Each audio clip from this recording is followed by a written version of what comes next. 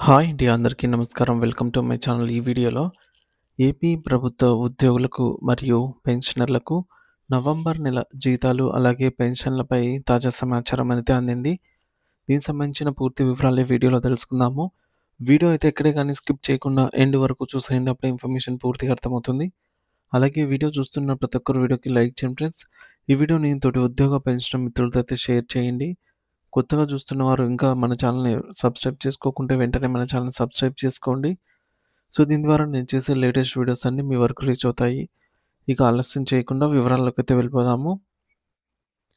Friends, ఇక విషయానికొచ్చినట్లయితే ఆంధ్రప్రదేశ్ రాష్ట్ర ప్రభుత్వ ఉద్యోగులు మరియు పెన్షనర్లకు నవంబర్ నెలకు సంబంధించిన జీతాలు, పెన్షన్ల చెల్లింపు ప్రక్రియపై తాజా సమాచారం అందుబాటులోకి వచ్చింది. ప్రస్తుతం ట్రెజరీ పోర్టల్‌లో స్టేటస్‌లను పరిశీలిస్తే చాలా వరకు బిల్లులు వెరిఫికేషన్ పూర్తయినట్టు తెలుస్తోంది. అయితే అందులో కొన్ని బిల్లులకు మాత్రమే బ్యాచ్ నంబర్స్ అలర్ట్ అయ్యాయి. ఎవరికైతే ఇప్పటికే బ్యాచ్ నంబర్స్ జనరేట్ అయ్యాయో వారికి ఈరోజు సాయంత్రం లోపు జీతాలు లేదా పెన్షన్లు ఖాతాలో జమ అయ్యే అవకాశం అయితే స్పష్టంగా కనిపిస్తున్నాయి. టెక్నికల్ ప్రాసెసింగ్ విషయానికి వస్తే చాలా బిల్లులు గ్రీన్ ఛానల్ దశను దాటాయి. కానీ ఇంకా చాలా బిల్లులు ఆర్‌బీఐకి సంబంధించి ఈ కుబ్బెర్లోనే ఇన్ ప్రాసెస్ అని చూపిస్తున్నాయి. అంటే మెజారిటీ ఉద్యోగుల బిల్లులకు ఇంకా బ్యాచ్ నంబర్స్ పడాల్సి ఉంది. దీనివల్ల చెల్లింపుల్లో జాప్యం జరుగుతోంది.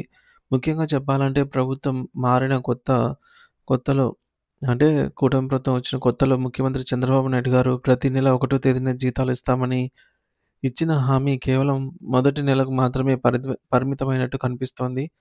ఆ తర్వాతి నెలల నుండి మళ్ళీ పాత పద్ధతిలోనే జీతాల కోసం ఉద్యోగులు, పెన్షనర్ల కోసం ఆహ్, ఉద్యోగులు, పెన్షన్లు, జీతాలు, పెన్షన్ల కోసం 10వ తేదీ వరకు కూడా ఎదురు చూడాల్సిన పరిస్థితి పునరావృతం అవుతోంది.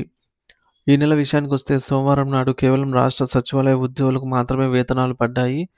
మిగతా శాఖల ఉద్యోగులకు, మున్సిపాలిటీ సిబ్బందికి చివరకు తక్కువ వేతనాలతో పనిచేసే హోంగార్డులు, వీఆర్ఏలకి కూడా ఒకటో తేదీన జీతాలు జమ కాలేదు. ఈ జాప్యానికి ప్రధాన కారణం రాష్ట్ర ఆర్థిక పరిస్థితి అని తెలుస్తోంది. జీతాల చెల్లింపు కోసం ప్రభుత్వం అప్పుపై ఆధారపడాల్సి వస్తోంది. ఈరోజు అంటే మంగళవారం నాడు రాష్ట్ర ప్రభుత్వం రిజర్వ్ బ్యాంక్ ద్వారా సెక్యూరిటీ వేలంలో పాల్గొని సుమారు 3,000 కోట్ల రూపాయల అప్పును సేకరించనుంది.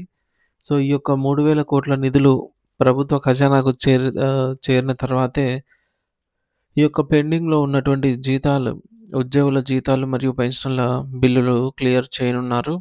కాబట్టి ఈ అప్పు మొత్తం సర్దుబాటు అయ్యే వరకు అంటే మరొక 1, 2 రోజుల పాటు ఉద్యోగులు వేచి చూడక తప్పదు అనైతే పరిస్థితి నెలకొంది.